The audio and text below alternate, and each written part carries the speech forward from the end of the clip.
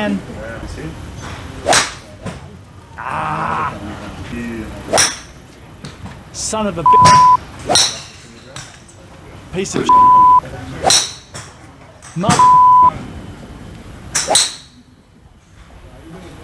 Damn it. Golf is full of mistakes, but I keep working on it. But here are some of the common SQL mistakes that people make. You probably don't need to count so much stuff. Perhaps the most common count query I see in SQL is people doing select count star from a table to see if something exists. But why count all the records in a table if you just need to see where something exists? Just do select where row num equals 1, or select count star where row num equals 1. That way the database will stop just after the first row. It won't go ahead and count potentially millions of rows just to see if a row exists. And while we're on that topic, there's a good chance you don't need to do that count star anyway. Because if you're doing a count to see if something exists before you insert a new row, well, there's no guarantee that count's going to return the right data anyway, because the moment you do that count, someone else could be inserting a row with the same key value. Don't get me wrong, that doesn't mean it's not worth doing. If you're expecting lots of potential duplicates, there's a cost to doing an insert and then rolling that insert back because it hit a duplicate. But in that case, you would do an insert where not exists, insert select star where not exists. Even though you still have to handle the duplicates because of concurrency, you reduce the amount of times you hit that duplicate error, which makes your performance better. But yeah, select count star. Have a think about whether you really need to be running it for those insert kind of operations.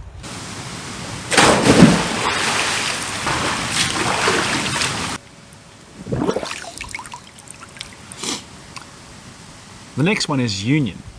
Now, there's nothing wrong with union, it's part of the SQL language, but a lot of people use union when they don't need to. Union takes two result sets, merges them and deduplicates them to give you a final result. But often, we don't need to deduplicate it. For example, if I've got all the sales from, say, 1 year, and then I go to the historical sales table for everything for a different year, then one would imagine by definition there's no chance of any duplicates. Therefore, merging those two large sets is going to be very, very expensive. If you know the sets are mutually exclusive, because rest assured the database doesn't know, then you should use union all. And of course, one thing we should add is you might not need to use union all at all if you have data sets that could be done just with a simple OR statement. The other common mistake is the use of nulls. If you do where column equals null or where column does not equal null, you're never going to get a result. To explain why this is the case, let's say I'm looking for someone's height. I'm looking for all the people who are taller than 180 centimeters. If I don't know someone's height, they have a null in that column, then the reality is they might be over 180, they might be less than 180.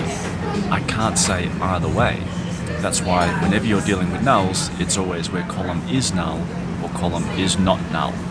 Inequalities and equalities simply won't work. And the final one is all about order by. You can never assume the order of a result set in your SQL statement unless you actually have an order by. Often inside the database, we'll sort the results to make sure that we can get them in the most efficient way possible. But that doesn't mean you can rely on that.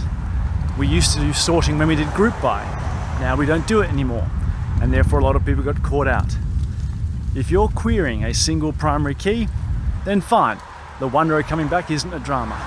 But the moment you are querying multiple results, if you don't have an order by, you might not get the results you want. Even external tables with flat files. Just because you're reading a flat file doesn't mean we'll read it in the order of the file. We might run it in parallel and get multiple parts of the file at once.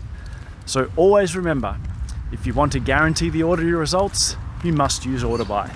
And with those 5 things, hopefully, your golf game's going to be a bit better than mine.